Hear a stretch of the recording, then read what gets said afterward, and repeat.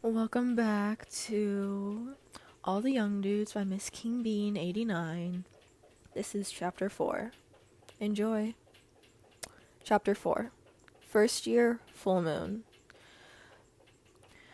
Sunday, 5th September, 1971. Ramus got the rest of the week by ignoring the other boys as much as he could. This was a technique he'd picked up at St. Edmund's. It was better not to be noticed, and best if no one knew anything about you at all. He still got the odd dead arm or his head shoved in the bogs, but on the whole, no one ever made an effort to bother him. James, Sirius, and Peter were not at all like the St. Eddie's boys. Of course, they were what Matron would call well-bred. Sirius and James especially seemed to come from money. He could tell from the way they talked about their homes, as well as the way they spoke. Every vowel and consonant clearly pronounced. Ramus listened carefully and resolved to stop dropping his H's. It wasn't just their accent, but what they said. Ramus had grown up with adults constantly telling him to be quiet, and with boys who picked on you for being a swot if you said any more words than necessary. James and Sirius spoke like characters in a novel, their language full of descriptive metaphor, and scathing sarcasm. Their rapid-fire wit was much more intimidating than a punch in the face. Ramus thought at least that was over quickly. He'd so far avoided the other boys going for walks around the castle. At St. Edmund's, he'd had very little personal liberty, and spent much of his time locked in rooms. At Hogwarts, it seemed there was nowhere you couldn't go, and Ramus was determined to investigate every inch of the bizarre landscape. They'd been provided with maps to help them find their classrooms, but Ramus found his sorely lack and oversimplified. It did not list, for example, a secret passageway he had found which led from the dungeons to the first floor girls' lows. He had no idea what on earth anyone would need to get between the two, but the first time he used it, he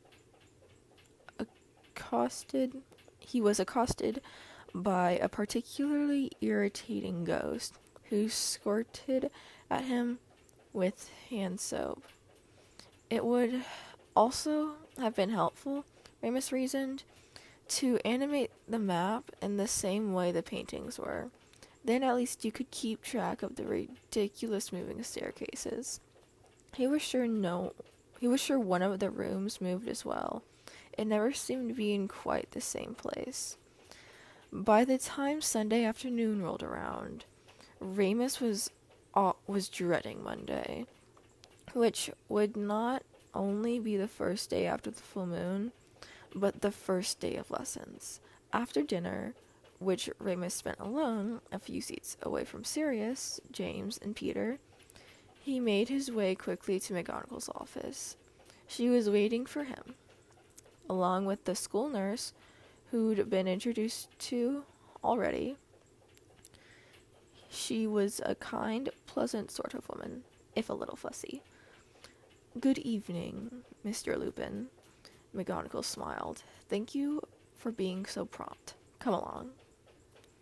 To Ramus's surprise, the two women led him not to the dungeons, as he'd thought they might, but outside the castle, towards a very large twisted tree. The Whomping Willow was a recent addition to the grounds. Dumbledore had explained in his speech at the beginning of the year that it had been donated by an ex-pupil. Ramus thought that whoever had donated it must have really hated the school, because the tree was not only terrifying in aspect, but mindlessly violent. As they approached, Professor McGonagall did something so incredible that Remus almost cried out in shock. She seemed to vanish, shrinking down suddenly, until she was no longer there at all. In her place was a sleek, yellow-eyed tabby cat. Madame Pomfrey gave no sign that she was surprised, and the cat ran toward the tree, which was flailing its branches like a child having a tantrum. The cat was able to run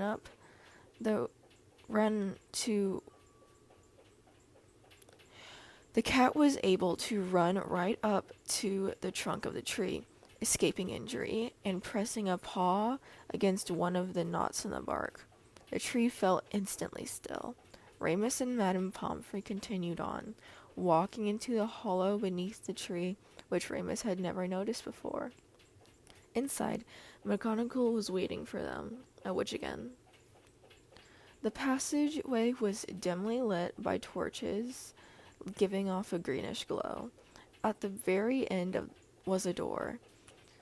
This opened into a small cottage, which looked long abandoned. The windows were boarded up and the doors bolted. "Here we are." McGonagall tried to sound pleasant, though it seemed a very grim place. "Now, I hope you understand that we cannot stay with you, but if you would like Madame Pomfrey to wait outside until the transformation is complete?" Remus shrugged. "It'll be okay. How do I get back in the morning?" "I'll pop by as soon as the sun rises," Madame Pomfrey assured him. "Patch you up and have you off to your lessons before anyone else notices you're gone." She smiled, but her eyes looked sad. It made Remus uncomfortable. But then it was getting to that point in the evening where everything made him uncomfortable. His hair itched, his skin felt too tight, his temperature rose.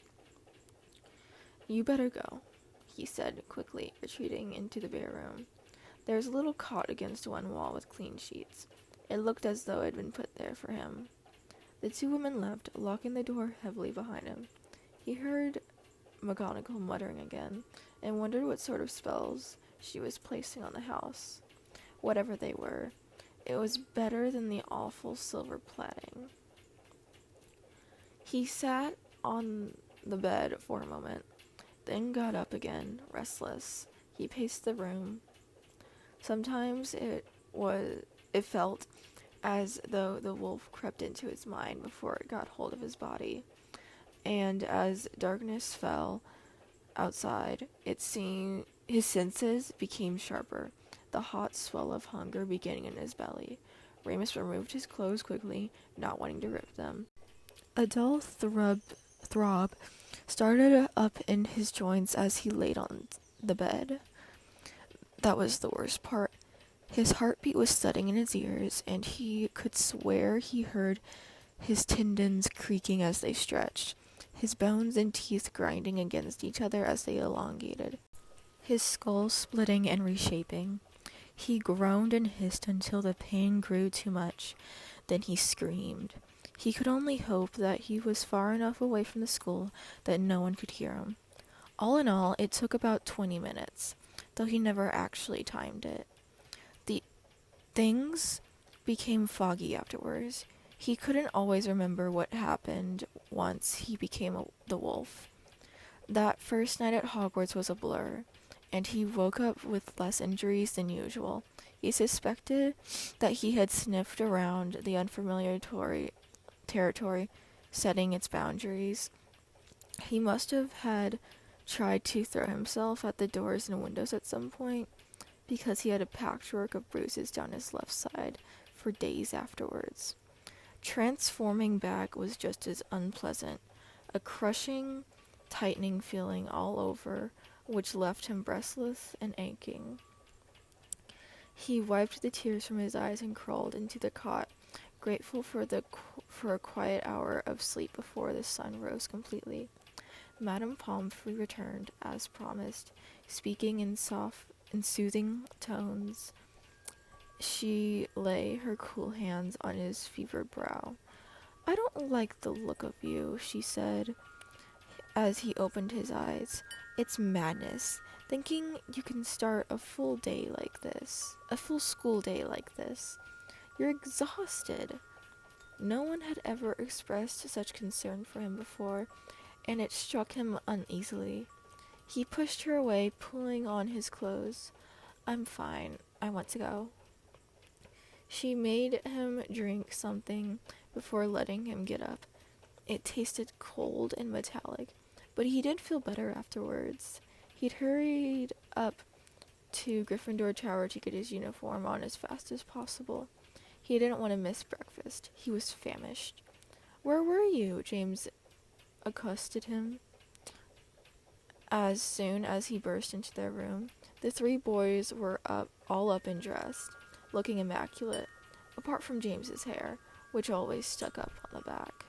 Nowhere. Remus pushed past to get to his things. Are you okay? Sirius asked, glancing away from the mirror where he was smoothing down his hair. Yeah, James added, watching Remus carefully. You look a bit weird. Remus scowled at them. Piss off.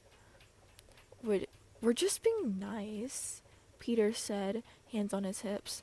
The three of them stared at Remus, who was starting to remove his t-shirt when he remembered his roses. What? He growled at them. Are you all gonna watch me get dressed? You posh boys are a bunch of poofs. He marched into the bathroom with his clothes and slammed the door. After a few moments, he heard Peter whining that he was hungry, and they all left. That is chapter 4. Hope you enjoyed the reading. Have a good morning, afternoon, or evening. Bye!